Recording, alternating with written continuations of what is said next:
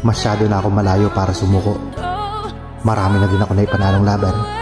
Kaya kahit nahihirapan ako ngayon sa sitwasyon ng buhay ko, at kahit bigyan pa ako ng maraming rason para sumuko, I will choose to fight back. Dahil alam kong malalampasan ko ang lahat. At alam kong habang humihirap, papalapit na din ako magtagumpay sa mga pangarap ko. Wala naman talagang madali sa buhay. At kahit maraming problema at pagsubok sa buhay ko, magpapatuloy ako.